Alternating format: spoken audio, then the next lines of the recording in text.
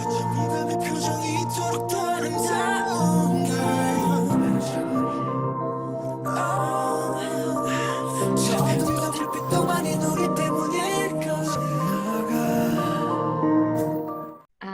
hi everyone, welcome to the Everythinggoes podcast. I'm Omar, the host, and today I have a lovely army with me named Daezy. I'm sure you've seen her online. And we're gonna chat and talk and just have a very interesting army conversation over here. So I think like the most important question I can ask you, Daezy, is how did you become an army? So the way I became an army this was back in, I think maybe late 2016. So kind of recently after Wings was released. Oh, wow. And I was just on YouTube minding my business. And there was this video that came up on my recommended. And basically it was these people and they're reacting to the Cypher series. Oh. And, you know, I had no idea what it was at the time. And I was like, oh, the Cypher series, what's that? And, you know, obviously like in the thumbnail, they had like fire emojis and all that. And I was like, oh, well, must be good. So I looked it up before I clicked on that video. And, you know, it came up with like the lyric videos and all that. So I realized that there were 4 parts. So I watched the lyric videos all like 1 through 4. And then like by the time I finished all them, I was like, wow, like, I don't know if I never heard of this before. This is amazing. And then that's literally just how I became a fan. I think like after those 4 ciphers, I was sold. That's cool. You know, the ciphers got you. Yep. Who's your bias, if you have one? Well, at first, when I first became an army, it was Namjoon because obviously since the Cypher series, it was just the 3 of them. So yeah. When I was looking at the lyric videos, because mind you, none of the Cyphers have, you know, music videos, of course. So I was really more paying attention to like the rapping and the lyricism. And he was the person who caught my eye the most because I just really, really loved his flow. I loved his rhyme scheme. I loved everything about like the way he was rapping. And I just thought it was so cool. And I guess you could say he's kind of like a record now. I'm not sure, but currently, I guess if I were to have a bias, I would say it's Jungkook. But it's because like his personality, I think, is very similar to mine. So I think I just clicked with him on that level. So yeah. How did you like do the transition from like just listening to the ciphers and all of a sudden you realize it's like a 7-member band and there's all this content and Yeah, so me, I'm a curious person. So when I find something that I really like, I kind of just go head first into it. Yeah. So after the Cypher series, I was like looking up more of their music and then I started like seeing like other recommended videos on the side. So stuff like, you know, like random clips like, oh, BTS funny moments and stuff like that. So I was like, what is that? And, you know, I started watching it and I was like, wait, hold on, who are these other 4 people? I realized I was like, oh, it wasn't just BTS. BTS wasn't just those 3 people. It was them plus the other 4. That makes 7. That's new. Wow. Okay. And then, you know, I started to get to know the others and I started to explore their music more and more. So it was more of me just like sort of clicking on another video, then going to like the next one in the sidebar. I was just like kind of just going through it. It took me like a few weeks, maybe up to a month to sort of like catch up music wise. And then, you know, that's when I started looking into their other content because I was wondering, I was like, for all these like compilation videos, I was like, where are they getting the videos from? So then I started looking that up. And then I think I started with like, it was either Bon Voyage or Rookie King, one of the 2. And then I just started watching their content from there. I feel that like I watched for me it was like early 2018. So I watched this FB reacts like it was YouTubers react to K-pop and I was like, oh K-pop, let's see what this is. And like because I've never heard of it, like I guessed it was Korean pop, but I was like, okay, what is it? Let's see. And then like the first group, the second group, third group, and then Not Today came on. I was like, oh, this one is interesting. And it took me a few months later till actually I was like, oh, there was that group that I thought I might like. Let's see what they do. And it was a weekend where I just moved to a new apartment. I didn't have Wi-Fi yet.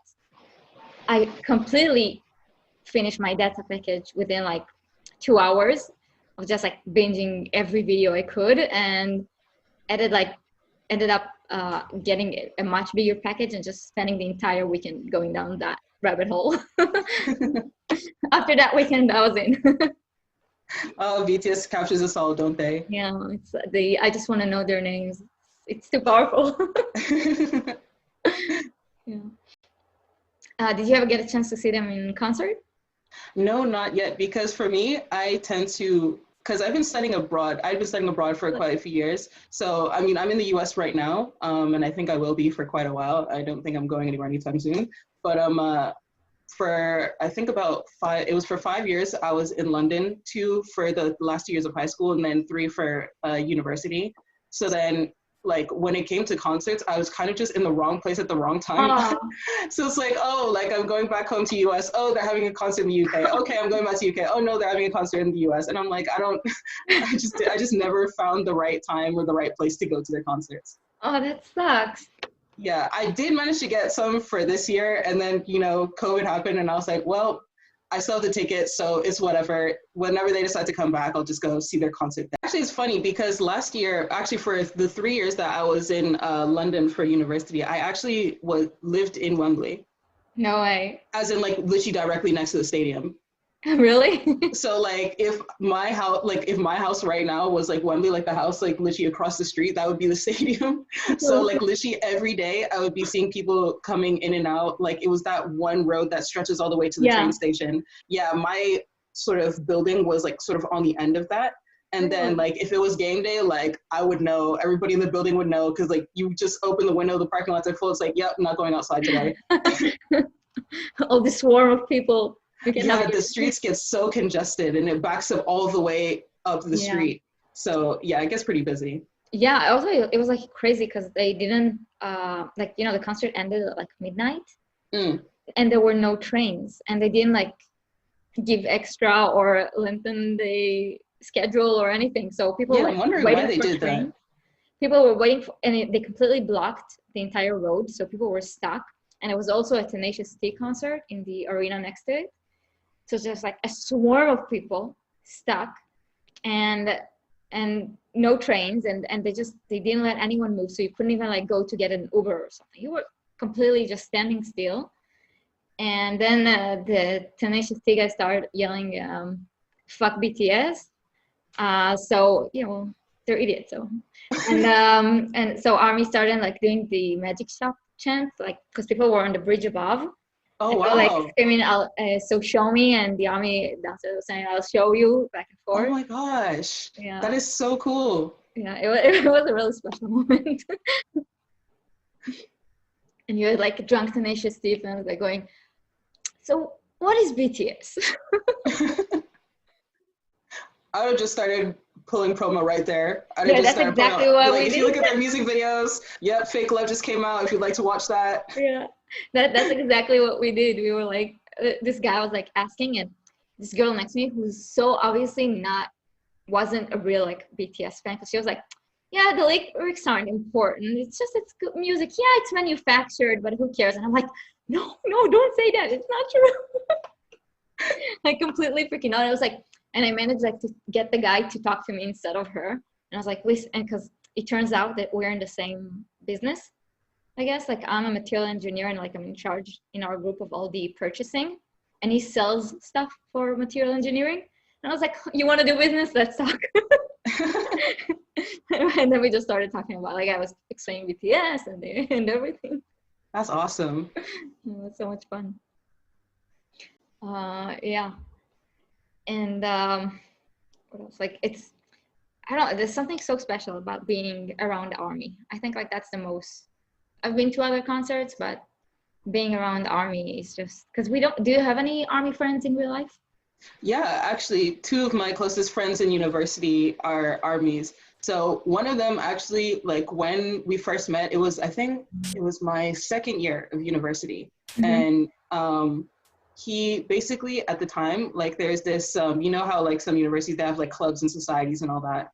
So at the time I was vice president in the Anime and Manga Society. And so then he came into that society, he joined that society. And then, we met, and then, we started talking. He was like literally like a baby ARMY at the time I met him. Like he just like kind of started figuring out who they were. And then I had already been in ARMY for like around like at least a year. And so then, I started like teaching him everything I knew about BTS. And then like, and we also lived in the same building, and like he was on the floor below me. So it was like, we would go home together as well. And then like, sometimes he would like come chill in my room and like, we'd be watching BTS videos. It was so fun. That's awesome. And then we got our other friend into it, and then like she was also starting to watch BTS vids, and then like they both went to the Wembley concert actually. One of them went on Saturday, and then the other one went on Sunday. It was really cool. That's awesome. Having that connection, someone you can like show stuff and talk about in real life, Yeah. it's so important. And then, obviously online, we have like your group of Army friends. I have this group chat where that I'm in, where I have like, I don't even know how many of us it is. I think it's like around 10 of us. And like, we always talk like every day. Group chat's always active. We're always Skyping each other. Some of us have gone to see each other face to face because like we're like not too far from each other. Mm-hmm.